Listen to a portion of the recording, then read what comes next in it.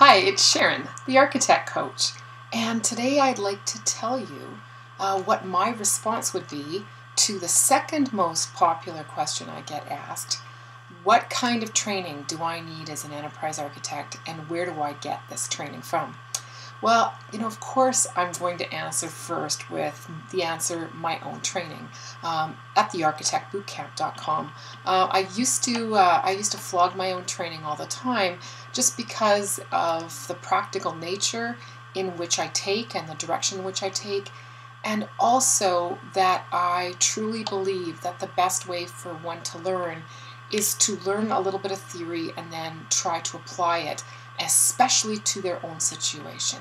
So when somebody comes to take an enterprise architecture class from me, we start off with some theory and we talk about some of the issues that they will first have to deal with as they move into that role.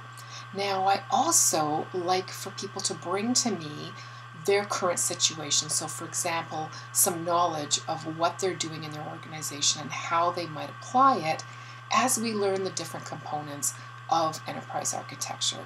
So from creating a plan to building a roadmap, a vision, learning how to deal with communication issues and politically charged issues, reviews, standards, governance, things like that. I want people to be able to put in their mind how they would deal with it once they get back to work. And I'd like them to leave with some sort of a template or at least a workbook that they've started that gives them a starting point on a variety of topics.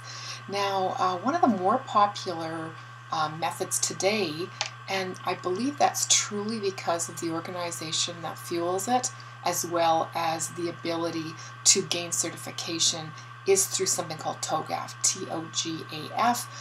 If you were to visit the Open Group, you can download a copy of the TOGAF version, and it's quite a thick document to read, and you will learn all about what the TOGAF methods are. The Open Group Architecture Framework gives you the framework and then again some information about the methods. And there are a number of organizations who have popped up around the world offering this training in around that framework. Now, this works great if you are adopting that framework. It is not necessarily my preferred method of doing this. I like to use a much leaner approach. But again, it's very popular. People that are concerned about keeping their jobs or being at least being able to move into other roles in different companies, they might tend towards that certification.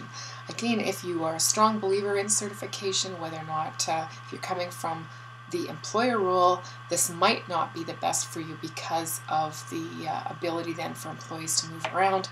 If you are the employee that's investigating the training, then this might be better for you.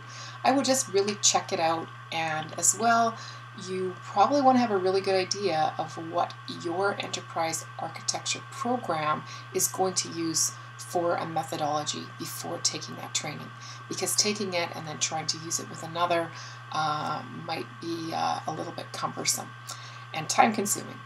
So the other things that I would probably offer up is some organizations and universities that are offering more full length training and definitely more in depth.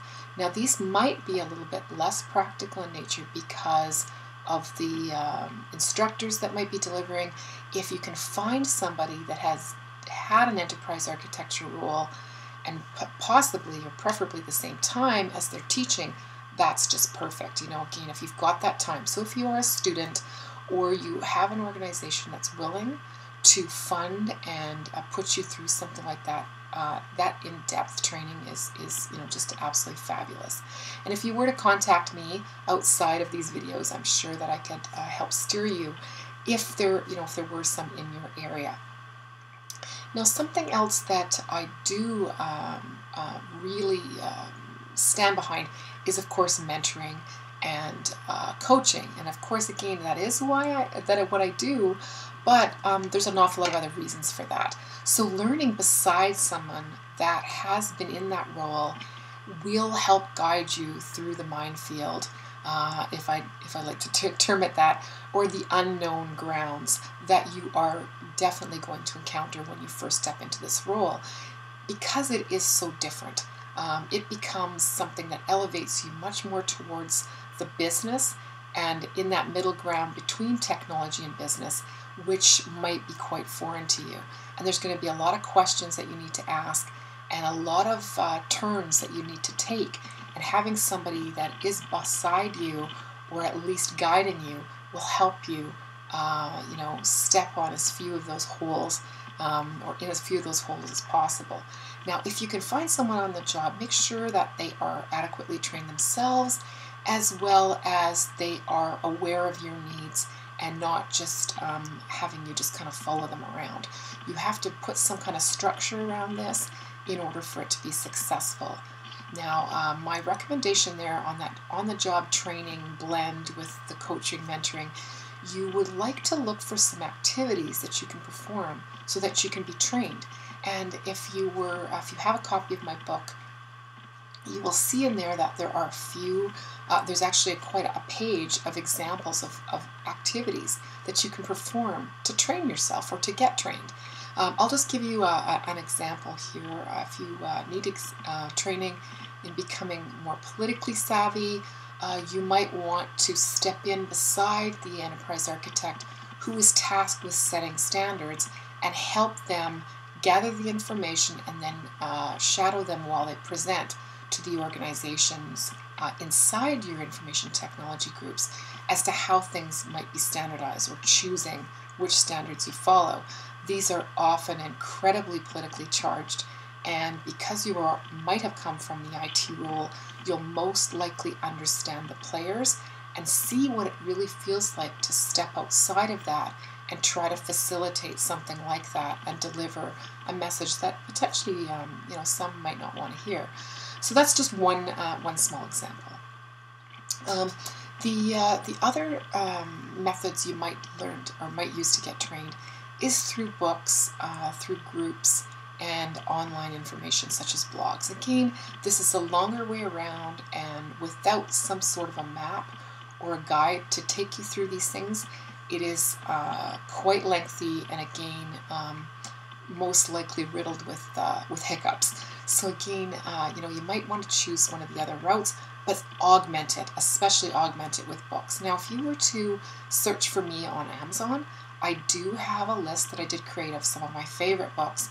As well, you might find those on some of my sites, such as zoomfactorbook.com. So that's just it in a nutshell. Really quickly, what do I say to people when they ask me, how do I get trained as an enterprise architect? So if you want to visit me on my blog and maybe learn some more about this topic, visit me at www.architectcoach.com, or you might try me at my book blog site, and that is zoomfactorbook.com. Have a great day.